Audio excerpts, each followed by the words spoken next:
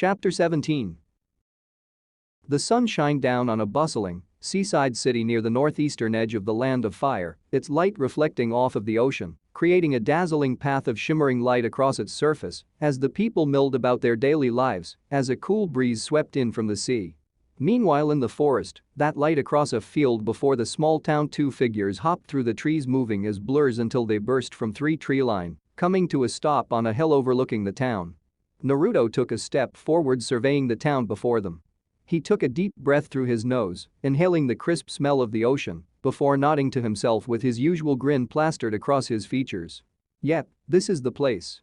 Now, I wonder where the pervy sage is. He didn't exactly give us a set place to find him. Fu couldn't help but smirk coyly. He's probably moping about in a bar somewhere. Naruto snickered as he turned his head to look back at her. You got that right. Pretty much all he's done, since he can't go perving on women anymore. The mint-haired Jinchuriki shook her head. At least he's started getting over it. Remember the first few days? There's nothing sadder than seeing a grown man cry. What do I keep telling you? Biggest drama queen I've ever met. Much as the Sannin hated every second of what he was enduring, Jiraiya was a man of his word and kept his end of their little bet months ago. He didn't even allow himself to peek at the beautiful women who passed him by.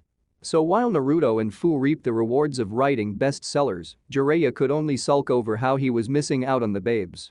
He now spent all his free time at bars, wearing a pained expression whenever he had to turn down a girl coming on to him and trying to drink away the remaining 8 months until he was free of the torture, sobbing and shedding large tears whenever an opportunity passed him by. Naruto jerked his head towards the town. Come on, let's find him. I can't wait to see his face when we show him your souvenirs. With that, the pair began a leisurely stroll to the town, walking to the path and following it into the village. The two Jinchuriki were wandering down one of the busy streets an hour later, their eyes roaming the various buildings surrounding them. Naruto saw a group of children wearing fake Anbu masks weaving through the crowd as they played ninja out of the corner of his eye, their laughter reaching his ears. It was a nice contrast to the scene of tragedy he and Fu had just come from. While they had defeated the rogue member of the Seven Swordsmen, it would be a while before the village truly recovered, and they were still mourning their lost ones. It was an even harsher blow than it would be otherwise, as it was a small town and everyone knew each other. Seeing the children, his mind wandered briefly to Ranmaru and he wondered how the boy was doing. They'd ultimately left him with Sancho when she offered to take him in. He hoped that under the care of the kind old woman he would be able to make a place for himself and put some distance between him and the memory of Raiga's deeds. The villagers had decided not to hold it against a kid so young, though that was partially because they were unaware of the extent of his involvement and abilities. The boy had been pretty depressed when they left, but Naruto thought this was the best course of action with all the unknowns the alternatives presented. Naruto put his hand on Fu's shoulder, pointing to another bar he spotted. Hey, let's try this place. He said, receiving a nod from her. Naruto moving the cloth draped over the door to the side and stepped inside. Sure enough, sitting on a stool at the counter was their teacher, holding a cup of sake in his hand as his head hung down, his hair blocking out his face from all sides. Ah, there you are, pervy sage. Naruto greeted as he walked over to the bar, gaining the man's attention. Oh, hey guys, what took you so long? I was starting to think you'd gotten in over your heads. Naruto waved his concerns off. Please, as if we'd have trouble with someone like Raiga. He was good, but he wasn't exactly the top of the food chain with those guys. Fu gave the Sannin a knowing grin as she inquired, so, what are you doing in this place? Don't you have anything better to than drink the day away? Jiraiya's expression shifted to one of annoyance. You know damn well that this is all I have to take my mind off of that stupid bet. He did have other things he could do in his leisure time, of course, writing for example, but his mind would always wander. Now, you've got no one to blame but yourself, Iro-sensei. With a teasing smirk, Naruto shrugged and tilted his head to the side. Relax, the time's going to fly by. I'm sure you'll be able to find some girl to pound you for trying to spy on her in no time at all. Jiraiya shot out of his chair, slamming his palm on the counter as he glared at the two Jinchuriki. Damn it, brat.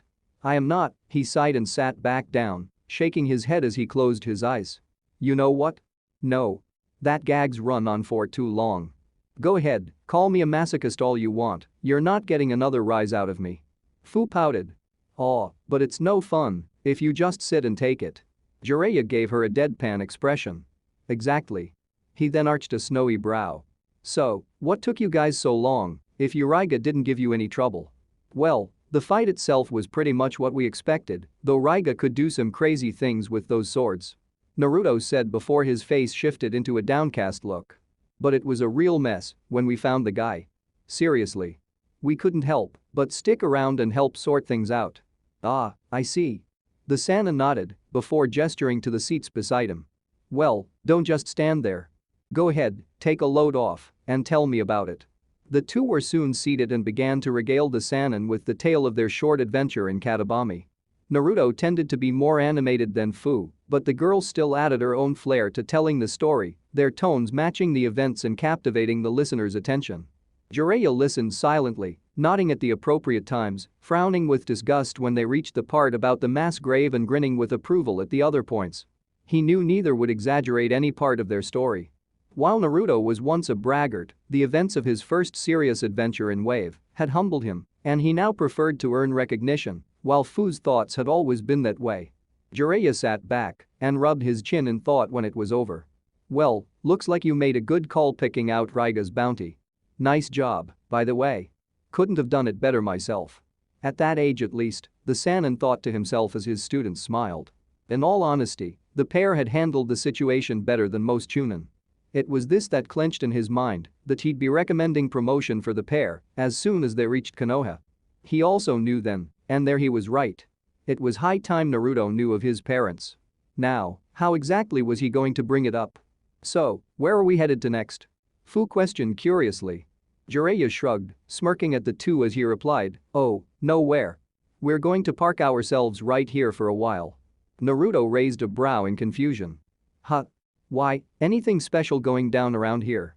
Tilting his head and putting on a mask of obliviousness, the Toad Summoner said, oh no, we're just going to be meeting up with an old friend of yours in 3 weeks. Suffice it to say that if we left, we'd just have to drag ourselves right back anyway.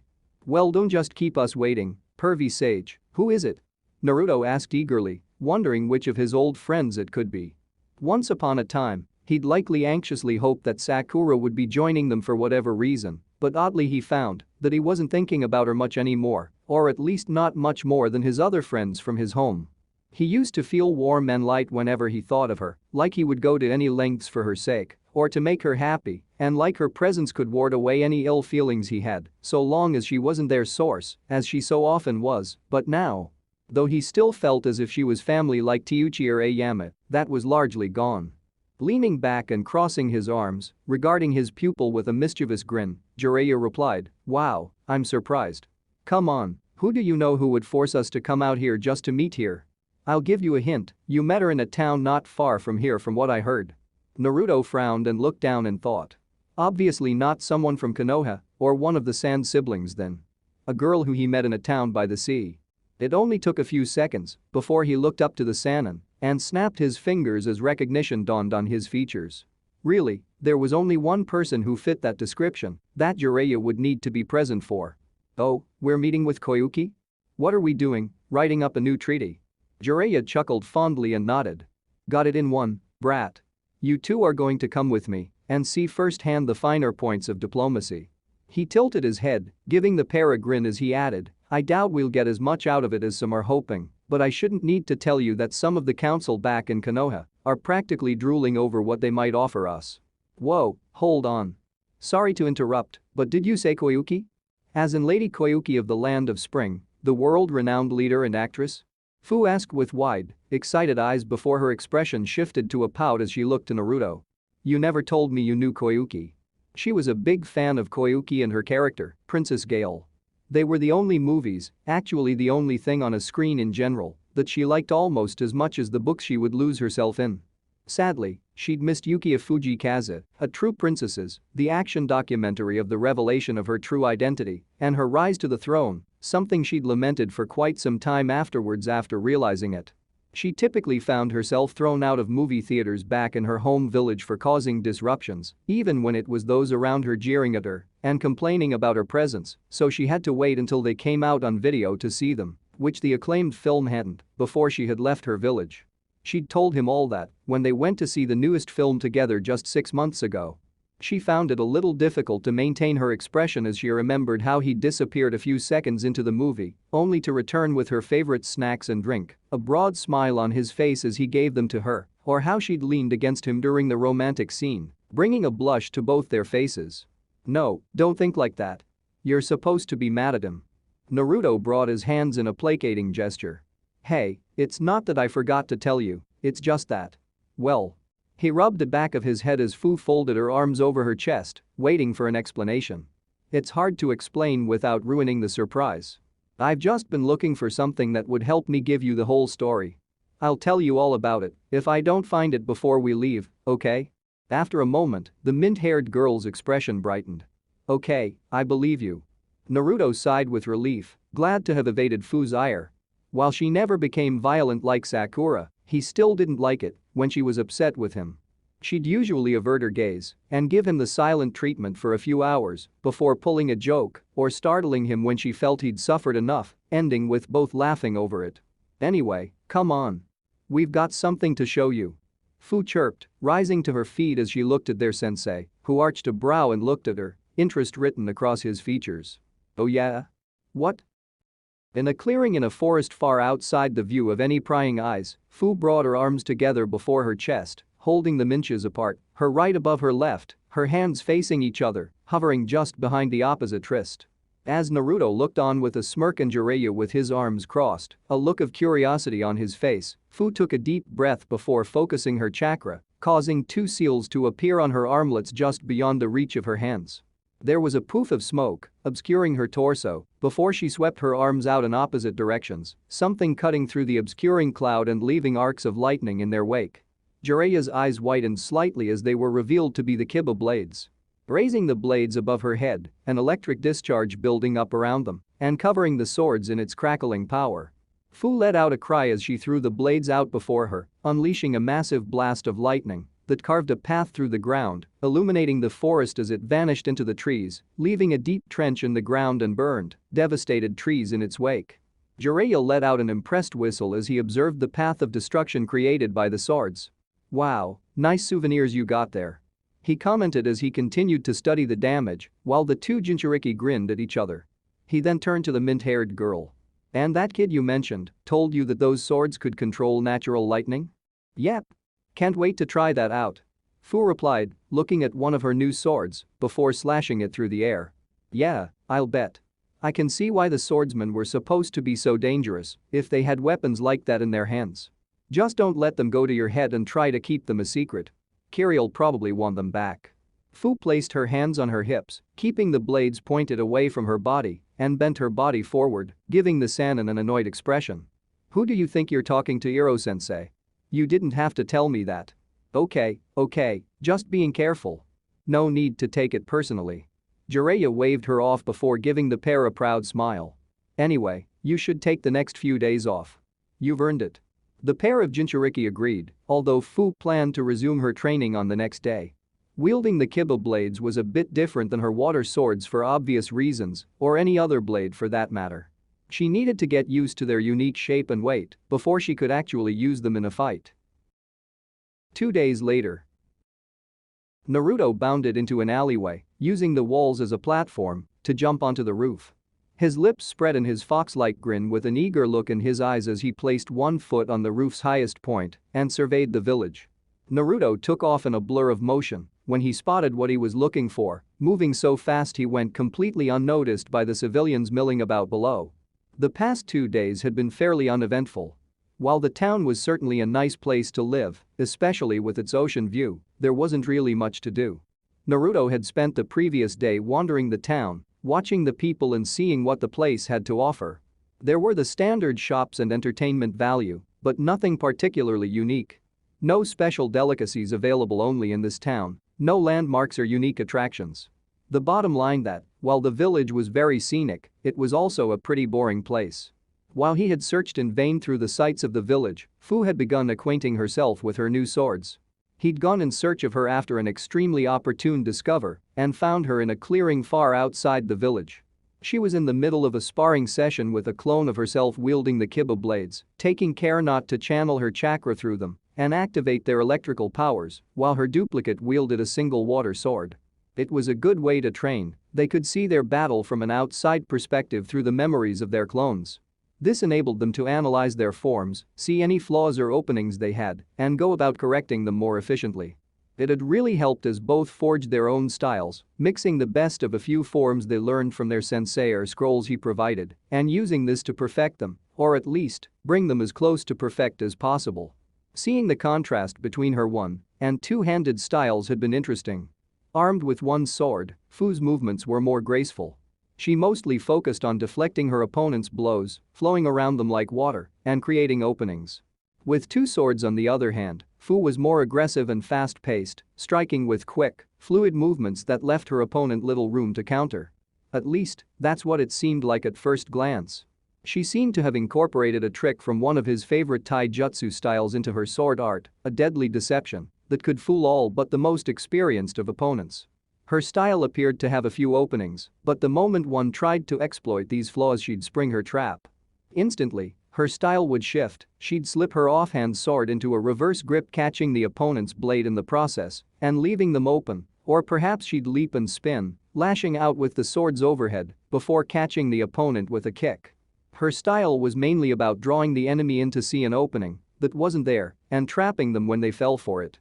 Of course, that made seeing her fight from an outside perspective all the more critical. She needed to adapt her style for when she faced someone who wasn't fooled or who possessed a dojutsu and could read her moves well enough to see her trap. Her style shifted when facing her duplicate, who knew all about her trick, becoming more defensive, her strikes chained together in ways to create openings. Even if it was less graceful, it was nevertheless a sight to see.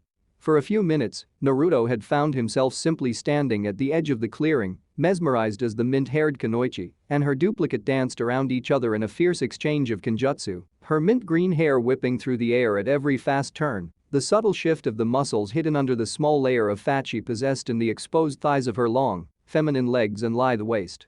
Her tanned skin glistening in the light of the setting sun. Many Kunoichi wore clothing that left as little to the imagination as Fu did. Some did it for comfort and freedom like her, while others did so to take advantage of their looks and confound their male adversaries with their feminine wiles, some both. But while he'd had a healthy appreciation for such beauties, he occasionally found himself staring at the mint-haired girl. In the past, never before had he been so thoroughly captivated. She was beautiful. He briefly wondered how he'd never realizing it before, but then he understood that he always had. The fact that he'd considered her a dear friend and his former fixation on Sakura had simply kept him from consciously thinking about it. He'd told her he had something to show her, but she'd asked if it could wait as it was already getting late and after training all day, she needed a shower. The next day she wanted to wander the town for a bit before meeting him at a specific dock she'd noted, the blonde's current destination. Arriving at the designated spot, he found the mint-haired Kunoichi already there, her legs dangling over the pier as she faced the sea with a book sitting in her lap. Fu let out a sigh as she took in the beauty of the ocean and the way the sunlight reflected off its shimmering depths. While the town may have been a bit ordinary, she found this place the perfect setting to find inspiration for her next book. For now, however, sensing her partner's approach, she closed the book and put it away before leaning back. She then flipped on her hand and into the air, twisting briefly before landing upright facing Naruto. "About time. It's rude to keep a lady waiting, you know," Fu said, placing her hands on her hips and leaning forward, smiling as her eyes carried a teasing glint. Seeing the opportunity for some good-natured ribbing, Naruto snorted in amusement, tilting his head slightly and giving her a lopsided grin. "Yeah, but you're not really much of a lady, so I haven't done anything wrong." Fu's expression twisted in anger as she leaned forward a bit more. "What's that supposed to mean? Are you saying I'm not attractive?" Naruto held his hands up in a placating gesture, his smirk remaining plastered on his face as he added, "Whoa, I didn't say you don't look and act like a girl. I mean you don't act like a lady." He shrugged. "I just can't imagine you being all prim and proper, you know?" "How rude." Fu replied, her tone shifting to a mock snooty tone, standing up straight and turning up her nose at him as she crossed her arms. "I'll have you know I'm the height of sophistication and elegance. I've always conducted myself like a quiet and decorous princess." Naruto snickered and shook his head. "Yeah, sure. Whatever you say, Fu." The mint-haired girl threw him a mock glare and said, you really know how to make a girl feel good about herself. Really, you do." She let her arms fall to her sides, placing her right hand on her hip as she tilted her head, arching an eyebrow. Joking aside, you said you wanted to show me something? Ah. Naruto smiled brilliantly. I did. And I really think you'll like it. Well, what is it? Naruto wagged an index finger at her. That's a surprise. You wouldn't want me to ruin a good surprise, would you? He grinned when Fu puffed up her cheeks in a pout. Now follow me. We have to hurry, or we're going to be late. Late? Late for what? Fu blinked, then started as Naruto bounded off, leaping onto a nearby roof. Hey. Wait. Naruto. Setting off at a swift pace, she made to follow her fellow Jinchuriki. Don't leave without me. Naruto. Fu blinked as she stared at the building before them. The theater? She turned to look at the blonde behind her, arching a brow and regarding him curiously. Naruto smirked at her, mischief shining in his ocean blue eyes. His expression clearly said, I know something you don't know. Strange. But it confirmed this was their destination. With a smirk of her own, she said, you know, if you wanted to take me to the movies you didn't have to be so secretive about it. What did you want to see? Giving her a cheeky grin and closing one eye in a wink, Naruto replied, just wait and see. Trust me, you're gonna love it.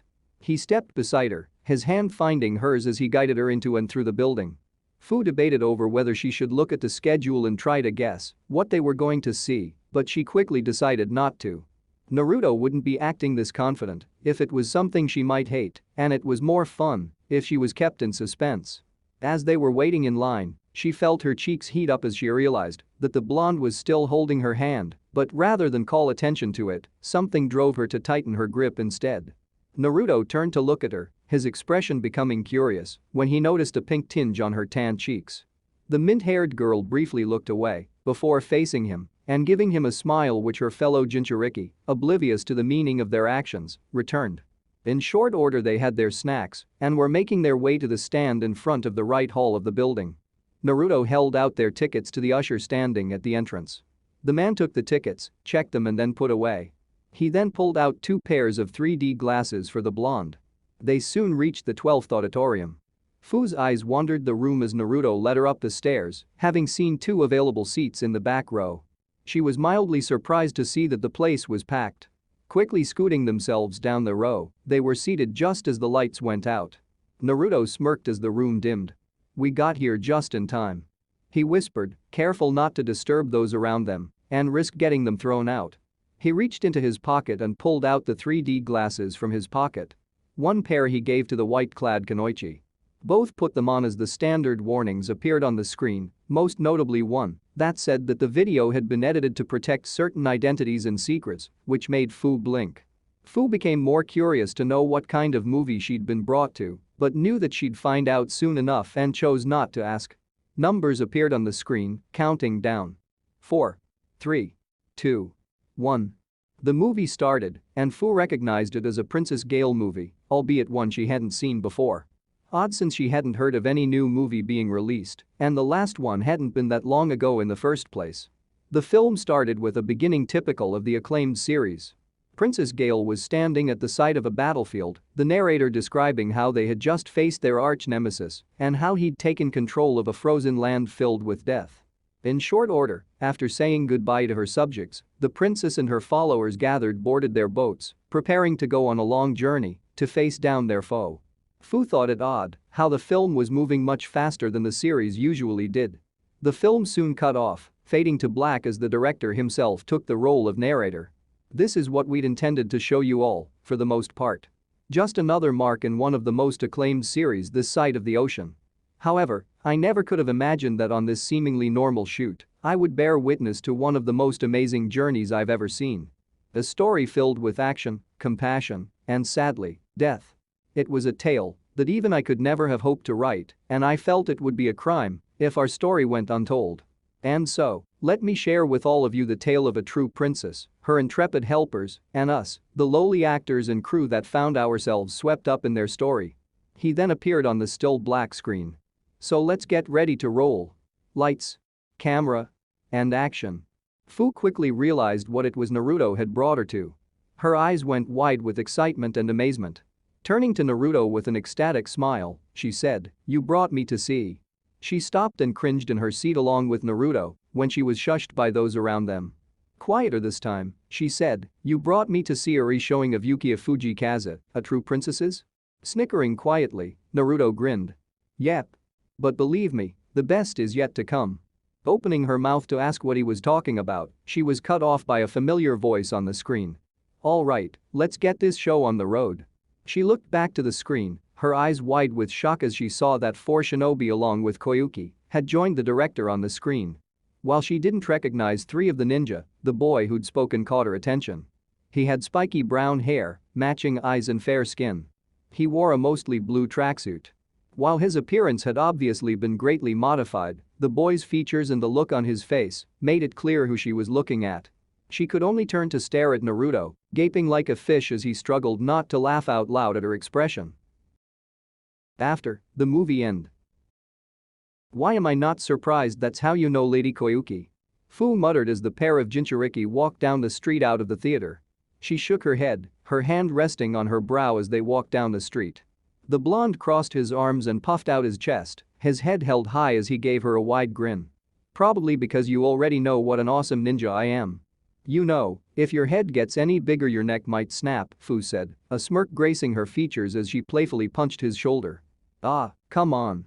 I think after what we've been through we're allowed to brag a bit if we want." Fu opened her mouth to respond when she was cut off by the familiar voice of their sensei. "So where are you off to next?" The white-haired man said, drawing their attention, his tone conveying amusement and no small amount of smugness.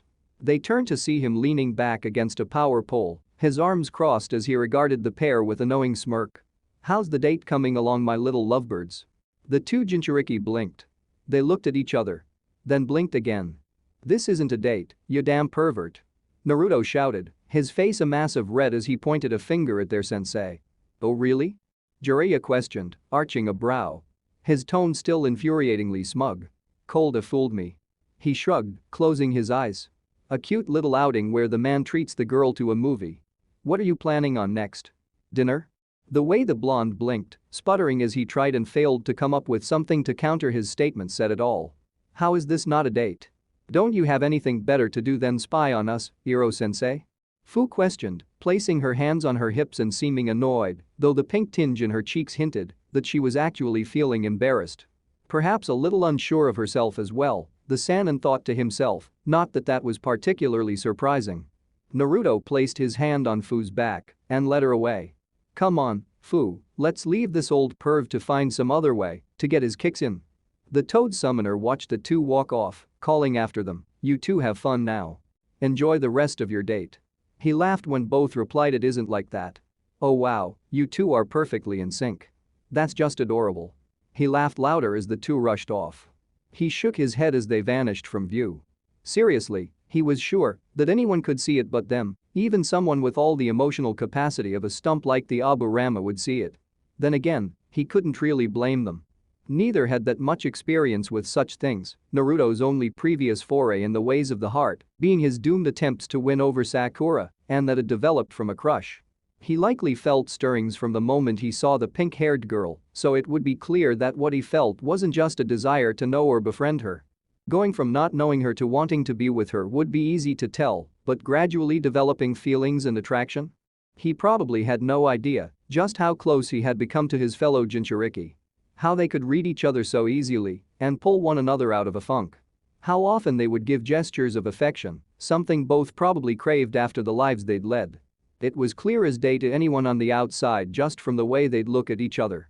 The warmth in their eyes when they looked at each other. Fu was even worse in this respect. She'd probably never experienced anything like this outside of her books. He wasn't surprised, neither was aware of their feelings. It was amusing to watch, and he wondered how long it would take them to realize it. His thoughts wandered, and his good mood quickly evaporated, causing him to let out a sigh. How was he going to tell Naruto about his parents? He had a good idea of how angry he'd be that this was kept from him, and he did not look forward to telling him or about his own connection to him. But it was his responsibility. The boy hadn't even known he existed for 12 years. For 12 years he had shirked his duty to his late student. It was about time he owned up to it. Besides, his eyes hardened as another thought occurred to him. If Naruto learned of it, the Kyuubi would too. He doubted it'd be willing to share, but it might be able to clear up some of his suspicions about that day Konoha lost so much. If his worst fears of that day were right, then the Akatsuki may be a far greater threat than anyone realized. Few days later. Like the calm before the storm, the world seemed to stand still in the forest outside the harbor town, where the two Jinchuriki and their sensei were staying in wait of their mission to the land of spring. Strangely, as if sensing something was coming, something powerful that set their instincts not simply on flight, but on get the hell out before it's too late. The creatures in a large portion of the forest were silent. A vast area was still even as the evening sun beat down on the trees. Far away a single white bird had landed on a tree, chirping as it jumped from one place to another, its neck craning as it looked for prey before picking at its wings, oblivious to the clear warning signs far away from its location. Suddenly a massive explosion tore through the silence of the forest, the earth shaking under its force sending the frightened bird and countless others flying frantically, while those bound to the earth scurried away or hid in the shadows, the bolder ones scanning the land for any sign of danger. The source of the disruption was a blue light that illuminated the surrounding area, releasing a wave of power that tore chunks of earth from the ground and ripped trees from their place. The force of the blast left nothing in its wake, pushing everything back as it continued to expand. The light only lasted for a few seconds before it faded away, leaving behind a massive but oddly shaped crater, being concave and almost forming a crescent. The ground was torn and fractured around the crater, the cracks spreading until they disappeared into the forest or under the debris. The trees were strewn across the ground at the outermost edge of the devastated area, broken, their leaves torn from most of their remaining branches and their roots hanging in the air. In the other direction, in stark contrast to the destruction just a few feet away, was whole and undamaged. The ground free of cracks and the trees standing pristine in all their natural glory. Standing near the edge of the crater on undamaged ground, observing the results of their efforts, were Naruto and Fu. This was the culmination of weeks of hard work developing a new collaborative technique, its final test, before they considered it finished and both wanted to make absolutely sure that it worked as effectively as possibly. Naruto took a step forward, scrutinizing the damage, how it all flowed outward from their current position, before tapping his foot against a very edge, seeing if the ground would shift at all under his weight. After a moment, he turned to Fu and grinned, giving her a thumbs up. The mint-haired Jinchuriki promptly threw her arms out and let out a cheer. Leaning against a tree, Jiraiya watched from the clearing's edge with a grin as his students congratulated themselves, quite proud of their accomplishment. They had every right to be proud too, they hadn't even needed any advice from him to help them. While they were still far away from reaching his level, he was quickly running out of new things to teach them. Soon, they would reach the stage where he simply couldn't help them progress any further, aside from providing a sparring partner and the occasional pointer. It was quite the moment for a teacher to realize they had nothing left to teach their student. Knowing that, while they'd always be the same brats to them, they'd soon stand alongside them as equals. Stepping away from the tree, he raised his arm and waved to the pair. "Hey." The teens turned to face them as he gestured for them to come to him. As they approached, he said, "Nice job, you two. Quite the technique you have there. Do me a favor though, next time don't do a live fire test. It would have been tough explaining to Tsunade why I'm bringing you two back in pieces." Fu rubbed the back of her head in embarrassment while Naruto waved him off. "Relax, pervy sage. It's not like we didn't test it with shadow clones first. We knew it would hold at least." "Glad to hear it. Nice to know I've managed to impart a sense of responsibility onto the two of you." Jiraiya nodded in response. "Hey, what's that supposed to mean?" Naruto asked indignantly. "Do you really have to ask, mister? I think it's a good idea to use Rasengan in a sparring match." Naruto blushed in embarrassment at that, now knowing exactly how stupid he'd been on that day, while Fu looked at him in disbelief. "You actually used Rasengan? In a sparring match? What were you thinking? That was one time. And things with me and Sasuke were coming to a head back then. It's not like it would have done anything permanent," he said, though that last excuse sounded weak to him. "Whatever you say," Jiraiya replied with a slight laugh. "Anyway, with that accomplishment, I think you've done enough work today. Let's head back and call it a day." The trio returned to the road and began their trek back to the village. As they neared their apartment, walking in an uneven line with Naruto in the center, Jiraiya turned to the pair. "Hey, Naruto. I've got something I want to talk to you about. Alone. Come over here for a minute, alright?" Naruto arched a brow before turning to Fu, seeing her curious expression. Seeing that, Jiraiya said, if you want to tell Fu afterwards, then go ahead. But I think it would be better if she heard it from you. He turned and walked away, waving for the blonde to follow. Shrugging at Fu, he followed the Sannin, who soon leapt to the top of a building, landing on its flat roof and turning as he heard Naruto land behind him. Alright, pervy sage, what did you want to talk about? And were you being so secretive? Jiraiya smiled as he closed his eyes and crossed his arms over his chest. You know Naruto, you've come a long way from the wet behind the ears brat I ran into that day at the hot springs. Naruto looked surprised when he heard you've gotten strong, learned some lessons about life, accomplished things that would make most shinobi green with envy. But most importantly, you've matured a great deal. He looked up at the sky. I'm sure you remember your dream way back then. To become Hokage, so everyone would know you're the strongest guy around. He let out a laugh. But you know now, what's wrong with that thought process, don't you? Naruto frowned at that memory. Yeah. Being a Kage isn't about being the best. That's just one of the things you need to get there. It's about protecting the village with everything you've got, even if you have to lay down your life. It means being someone everyone can look up to and put their faith in, to support the people even in the hardest of times, and doing everything you can to keep the peace and well-being of the people, not matter what kind of burden it puts on you. You carry all the troubles of the village on your back, and you do it because it means everything to you. Wanting to become Hokage just to be acknowledged? It was selfish. It's still my dream, and I still want to prove I'm one of the strongest guys around, but now I want to be Hokage to protect Konoha. Jiraiya nodded, smiling at his apprentice with a clear look of pride. That's the kind of answer I was looking for. You're not the same kid you were when we started this trip of ours. You've matured. So I think you're ready to hear something you've wanted to know about for a long time now. Naruto frowned in confusion as his mind ran through the various things his sensei could be talking about, deciding most seemed unlikely, before asking, and what's that, pervy sage? The identity of your parents. Whatever Naruto may have expected, that definitely wasn't it. His eyes widened, and his jaw dropped slightly as his mind struggled to overcome the shock and tried to process what he was hearing. Or more accurately, why this would be kept from him. There hadn't been a day during his childhood when his parents hadn't been in the back of his mind. Who were they? What were they like? Where did they go? His heart would ache whenever he saw a child walking down the street with his parents or families enjoying their time together. He felt so envious of children who got to spend time with their families. Growing up alone, he had always felt a gnawing void in his heart where he instinctively knew his parents should be. There were nights where he would lay awake, wondering why they weren't there with him. And sometimes, there'd be moments when he would wonder if they'd abandoned him for whatever the reason everyone seemed to hate him for, a thought that would always cause a pit to open in his stomach. Or maybe they were the cause of his suffering, something they'd done before dying, leaving him to take the blame. Learning that he was a Jinchuriki relieved him of the latter fear, but it had done little to allay the former.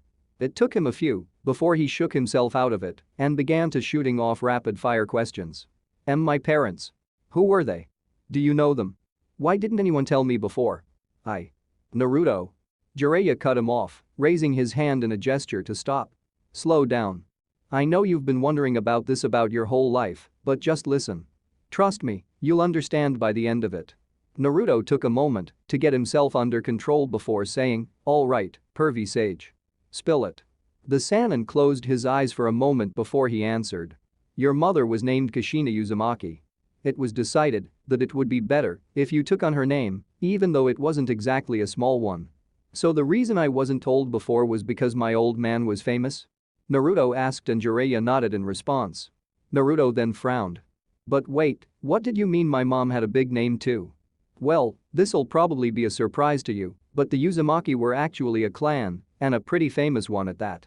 Once more, Naruto's face became a mask of shock. He'd never taken much stock in clan names. After all, everyone was unique. Just because you came from some famous clan didn't mean you'd be smarter or stronger than anyone else. Still, it was surprising to learn that he was from a clan himself. My family was famous. Oh yeah. The Uzumaki were right up there with the Uchiha and the Senju. Jiraiya answered, looking off into the distance as he recalled the various members of the Uzumaki clan he'd met throughout the years. Actually, they were an offshoot of the Senju clan, so the two were distantly related. They founded this little village that was close to ours called Uzushioga-kura and were famous for their sealing jutsu. They were the foremost masters in the art in all the elemental nations, and they taught the basics of their unique style to their whole village. Only their small population kept them a minor village. Wow. Was all Naruto could say before his face took on a saddened look. So. I guess Uzushio's not around anymore, is it? Receiving a shake of the head in response, he looked dejectedly to the ground. How? Jiraiya sighed. Iwa and Kumo, like I said, Uzushio's size was the only thing holding them back, but that wouldn't have lasted forever. Given the bond between our villages and founding clans, it was clear the alliance between Konoha and Uzushio would stand, especially when you consider that the first's wife was in Uzumaki. Naruto looked taken aback by that revelation. They were afraid that together, the two would come to dominate the nations. So they decided to take preemptive measures. They launched a united surprise attack on Uzushio, blindsided both our villages. They put up one hell of a fight. They lost almost half their combined army, but in the end, the siege was over before we could get there. Naruto's face twisted in anger, his hands clenching at his sides at the end of that explanation. His family had been wiped out. Because they could be a threat? And Kumo obviously hadn't changed that much, considering the Hyuga incident. Jiraiya watched as his student trembled with suppressed anger for a moment before he took a deep breath, seeming to deflate as he let the air out his lungs.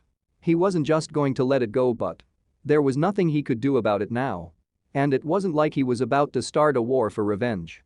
That would be almost as bad as what they'd done, and he wasn't going to let people from Konoha die over a personal vendetta. So my mom? She was a refugee? Nope. Jiraiya shook his head. She was sent to us from Uzushio as part of a deal. Huh? Naruto raised a brow. What deal? More on that later. Jiraiya waved the question away. Naruto frowned at that. He had no doubt the Sannin would keep his word on that, but why would he steer the conversation away from that? Unless he thought it was something that would upset him and steer the conversation away from his parents before he could say what he wanted to. After a moment, he decided to move on. So. Wait, that means Grammat Sanad is actually my cousin or something. Jiraiya nodded. A bit distant, but yeah. Wow. Naruto said, amazed to find out he actually had a relative so close to him and didn't know it. He grinned and raised his fist in front of his chest in a triumphant stance. So she is basically my granny. Ha. Now she can't say anything when I call her that. He looked back to his sensei. Think there are any other survivors out there? Oh, I'm sure there are. Most are in hiding though, so don't expect to run into them. Naruto sighed at that. Truthfully, he'd already guessed it was unlikely, but he'd hoped that maybe his sensei had run into another Uzumaki out there somewhere. So, what were they like? And what about my mom? Well, like the Senju, the Uzumaki were a clan that valued their loved ones and peace above all else. They were very close to their cousins in Konoha and gave everything for their village. From the signs we saw, most of the clan made a last stand to let as many of their fellows escape as they could. His expression turned solemn. Our failure to make it there in time was a moment of shame for our village. After the morning passed, most stopped talking about them. We didn't like to remember how we failed to help them, even if we did all we could. That's why you and your friends never heard of them, which is a damn shame in itself given how close we were. Hell, you're actually wearing the sign of the village right now. That startled Naruto. Wait, what? Jiraiya nodded. Yeah, the red spiral you see on the backs of the Konoha vest was the symbol of Uzushio. At that, Naruto craned his neck in, as if to look back at the mark he knew was there. Actually, it was a part of the Uzumaki's insignia. He said, drawing the blonde's attention back to him. Since they founded the village and it fit, the core their symbol was incorporated into that of their village. The symbol of the Uzumaki was that spiral circumscribed in a black circle with 4 inward points in the cardinal directions. Naruto looked amazed as he pictured it in his mind, resolving to one day wear the seal proudly on his back. At that moment, another dream was added onto his growing list to make everyone remember his clan's name. They were known for their fair skin and long red hair, as well as their amazing life force and longevity. Jiraiya continued, getting the blonde's attention again. You may have gotten your father's looks in that department, but your mom looked the part. He looked up at the sky, a smile forming on his face as he recalled fond memories of the girl. Now there was an amazing woman, not to mention a real beauty. She was usually calm and level-headed, but she never hesitated to speak her mind. And she was fearless, especially when protecting her friends. He said before letting out a slight chuckle. Or at least she was when she grew up. When she was a kid, she was a tomboyish loudmouth with an ego the size of the land of fire. She always thought she was better than the people around her and let them know it, even when she couldn't hold a candle to them. With a knowing smirk, he looked to his student. "Remind you of anyone?" Naruto couldn't help but blush at that, rubbing the back of his head and smiling sheepishly. He remembered back when he was at the academy, he'd act like he was the strongest in his class, but he could admit to himself now that he had had no real skill at the time. All he had going for him back then was massive chakra and stamina and a talent for unpredictable strategies. Thinking about how he used to be back then was embarrassing. "Yeah, you definitely got your personality from her. And you're growing up just like she did." Jiraiya continued. Naruto smiled at that, wondering what it would have been like if she was still around. "Of course, unlike you, she could always put her money where her mouth was, and you never had a temper like hers." "Eh? A temper?" Jiraiya threw his head back and laughed. "Oh yeah. She was the last person you'd want mad at you. The way her hair used to whip around like the Kyuubi's tails whenever she was really angry." He shook his head. "I remember back when she was in the academy, everyone used to call her Tomato because of her round face and red hair. Pissed her off so much that one day, she just beat everyone who ever called her that to a bloody pulp. Needless to say, they stopped calling her Tomato after that. From that day forward, she was known as the red-hot-blooded habanero." Naruto felt a shiver run down his spine at the story as a bead of sweat ran down the side of his head. Idly, the various times he'd been the victim of Sakura's temper ran through his mind. From that story, it sounded like his mother's temper had been even worse. "Oh really? Sounds like she was pretty scary as a kid." "Oh yeah. Of course, when she got older she got a better handle on it. Still, even if it was harder to make her mad, you'd regret it if you pulled it off," he said before wincing. "I learned that the hard way," he muttered, but not quietly enough. His eyes narrowing in suspicion, Naruto questioned, "What did you do, pervy sage?" His voice carrying a slight edge. If the old man had perved on his mother, "Oh nothing. Don't worry about it," Jiraiya said quickly, waving his hand back and forth rapidly. Naruto's expression didn't change. "But I will." He then let out a sigh, knowing the self-proclaimed super pervert would never tell him any more about what he may have done back then. "So how'd she meet my dad?" "Oh, they were in the same class in the academy," Jiraiya answered, relieved his student hadn't pushed any further. He had little doubt the Kyuubi Jinchuriki's anger would mirror his mother's if he heard any of those stories. "Yeah, both had the same dream, to become Hokage." "Really?" Naruto asked, slightly surprised before a wide grin broke out across his face. "So I guess it runs in the blood, huh?"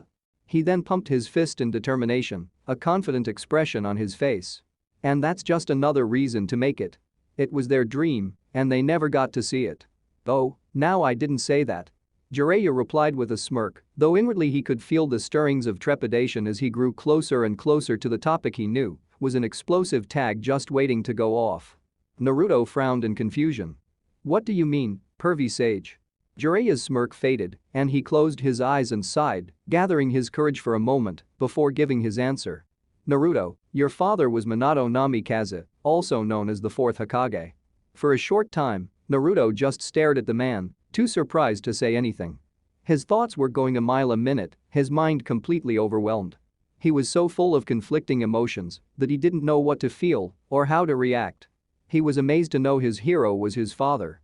He felt betrayed that the man had turned him into a Jinchuriki and condemned him to what had until recently been a life of loneliness.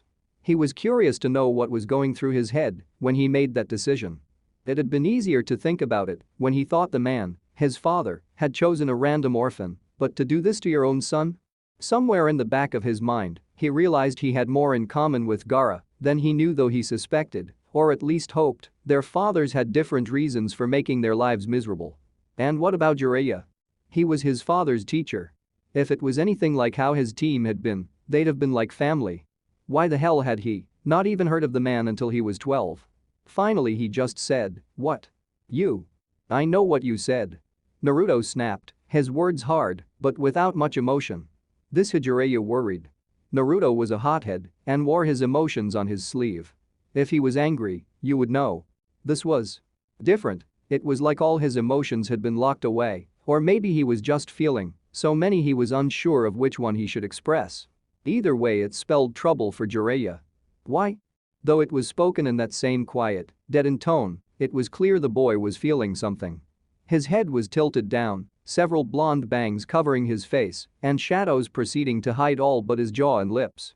His clenched fists were shaking furiously, as if he were just barely restraining himself from socking Jiraiya in the face. Why would he seal the Kyuubi into me? The young Uzumaki raised his head to look into the Sanin's eyes, and Jiraiya nearly flinched at the fury seen in them. No longer blue, Naruto's eyes were a dark scarlet with slits for pupils. His voice raising in volume as his fury began to build like the maelstrom he was named after, Naruto continued giving voice to his dissent. Did he have any idea what he was putting me through? Did he even care? He threw his arm out to the side in an all-encompassing gesture before bringing his hand to his chest and balling it into a fist. Do you know what it's like to have no one that really understands you? To know almost everyone around you wants you dead without even knowing why? To wish every night that your parents were there with you? And now you tell me it was my old man who put me through all that? Jiraiya was struck speechless as tears of frustration, hurt, and anger welled up in Naruto's eyes. With the shock, however, came guilt. How could anyone like him put their own son through this? And then his gaze seemed to focus on the sage, his eyes boring into his, teeming with all the hurt and the anger that had built up over the years. And where the hell were you? He asked coldly, his voice almost returning to the deadened one from earlier. Jiraiya inwardly flinched at seeing the child of the man who had been like a son to him send him such a fierce look. You taught the fourth. My father. Where were you when I was growing up alone? Once more his emotions were bleeding into his tone. Naruto took a step forward, his entire form trembling now. He was barely restraining himself from grabbing the Sannin and repeatedly slamming him against the hard unforgiving roof. When I was sitting alone on the streets, not wanting to go to an empty home even under the glares. Watching as families went by, wishing I could have what they did. A lone tear spilled down his cheek as he took another step forward. His mind was in such a haze under the torrent of emotions he was feeling that he couldn't see the guilt or the pain in the Sanin's eyes. Once more he threw his left arm out while keeping his right arm in a fist before his chest. Or did you just leave him out to dry, like you did me for 12 years? Jiraiya looked down in shame, and after a moment's pause, he answered. We were close. And he did expect me to look out for you. To be more exact. He took in a deep breath before looking into Naruto's eyes and saying. He made me your godfather. For a brief moment shock overcame his features, his eyes whitening, and his jaw dropping, but it was over in a blink of an eye. His eyes hardened with rage and betrayal as his hands balled at his side, tightening so much this time that his nails dug into his palm, drawing small crimson tears that dripped out and stained the roof. There was a long moment of silence after that before he growled out, I'm sure my old man is real proud of you, Jiraiya. Jiraiya winced at the use of his name rather than the moniker Pervy Sage, which was now more of a term of endearment, albeit an annoying and embarrassing one. He never thought he'd actually want to be called that. The blonde leapt from the building and vanished into the city. Jiraiya let out another sigh, rubbing his eyes with his thumb and index finger. That had gone about as well as he'd expected. He couldn't blame Naruto, he knew he'd been wrong. Kami knew Hiruzen had asked him to check in on him enough times. The fact that he hadn't been there was just another mistake on the long list of failures that made up his life. After nearly a minute of stewing in his shame and wondering if his relationship with his godson would recover, he leapt from the building and walked to the apartment building he and his students were staying. As he neared the room he shared with Naruto, Fu opened the door to her own room, adjacent to theirs, and peered into the hallway, holding a book. Hey, Iro-sensei. She said with a smile, though her expression shifted to one of worry when she saw the proverbial cloud of gloom around the sage and noted Naruto's absence. Where's Naruto? He left. Guess he wanted to be alone. Jiraiya replied. What did you talk to him about? I told him about his parents. Jiraiya answered, causing Fu to give him a surprised look. She then quickly turned back to her room, looking out of the window and to the city. It was clear whatever he'd heard about his parents hadn't been good in some way, and her heart ached for what he must be feeling. Her eyes filled with concern as she felt the need to find him, to be there for him. However, her attention was drawn back to Jiraiya when he added, and that I was his godfather. Once more her face took on a look of shock as she turned to him. She'd heard from Naruto how they'd met and thus quickly realized he hadn't been there for the blonde who had become the most important person to her for 12 years. Her mind flashed to her childhood. Bearing the hatred of everyone around them while coming home to an empty house. Hearing everyone around them insult them, telling them they should just go off and die. So many nights she'd dreamed that her family were still with her. But he had family. Family that hadn't been there for him. Family that had left him to wallow in despair and loneliness for 12 years. Her expression shifted to anger as she glared at her sensei, righteous fury bubbling up inside her on Naruto's behalf. She pointed her finger at him and said, "You're lucky I'm too worried about Naruto to kick your ass right now, or you'd be in for a world of hurt, old man." Fu then left to search for Naruto, while the Toad Summoner of the Sannin was left alone with his thoughts. End of chapter 17.